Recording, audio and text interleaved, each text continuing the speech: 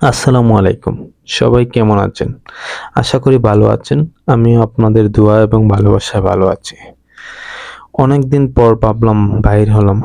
তবে আমাদের রিসোর্টে ঐদিন একটা প্রোগ্রাম ছিল। দেন রাত ৯ টার দিকে চেক আউট হয়ে গেছে।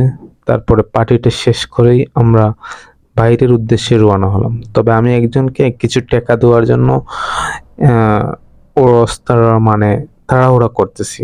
কিভাবে বাইরে যাবো, কিভাবে বাইরে যাবো?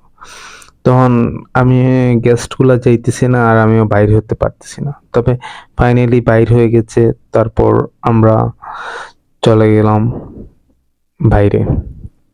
তারপরে যাওয়ার পরে যে উনি একজনকে টাকা দিলাম বিকাশ একটার দোকান থেকে। তারপরে আমরা আস্তে আমার একজন ভাই গিয়েছিল সাথে। আমরা ৩ জন গিয়েছিলাম। আমার শ্রদ্ধেয় জীবন দাদা এবং সৈকত ভাই এবং আমি। তবে তারা ৩ জনের মাধ্যমে সৈকত ভাই ওনার একটা বাইক কিনছেন। তো উনি ওনার বাসা হচ্ছে পঞ্চগড়। তো ওই বাইকটা কুরিয়ার মাধ্যমে পাঠাবেন। তাহলে আমরা কুরিয়া খুঁজতে গেছিলাম। তবে আমাদেরকে যে আগে ইনফর্ম করেছিল যে লোকটা, উনি বলছেন এক জায়গায় আর আমার সৈকত ভাই শুনছে অন্য জায়গা। দেন অন্য জায়গায় শোনায় আমরা অনেক খোঁজাখুঁজি করি। তবে আমরা কোনো কুরিয়া সার্ভিস অফিস পাইনি বা কুরিয়া পাইনি। দেন আবার যেই সেই আবার চলে গেলাম আগের মতোই।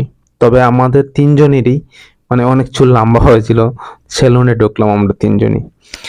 তো চুল কাটলাম। তারপরে একটু বিচের দিকে গেলাম। যাতে আমরা বিচে গিয়ে ঘোরাফেরা এবং আনন্দ ফিল করি। তারপর বিচ ঘুরার পরে সাগরের ঢেউ এসব দেখে খুবই ভাল লাগতেছে। তারপরে রাত প্রায় ২টার কাছাকাছি আমরা ডিনার করি কলাতলি মোড়ে। তবে ডিনারটা খুবই অসাধারণ। কেউ যদি কলাতলি কক্সবাজার এসে যদি ভাল লাগে ডলফিন রেস্টুরেন্ট। এই রেস্টুরেন্ট খুবই ভালো এবং মানসম্মত খাবার আমরা খুবই ভালো এবং তাদের খাবারগুলোর মানও ভালো। কম প্রাইসের মধ্যে পেতে যেতে পারেন। ধন্যবাদ। আজ এই পর্যন্তই। ভালো থাকবেন, সুস্থ থাকবেন। দেখা হবে